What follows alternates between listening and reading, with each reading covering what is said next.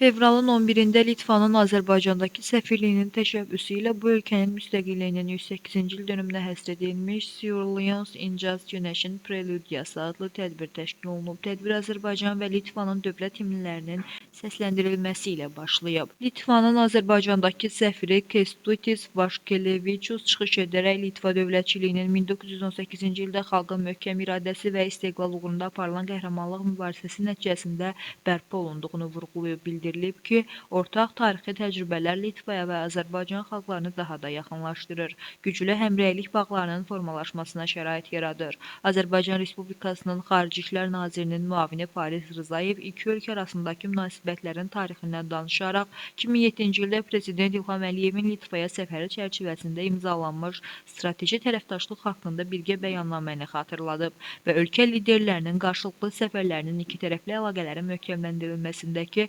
xüsusi rolunu vurğulayıb. Tədbir bədii hissə ilə davam edib.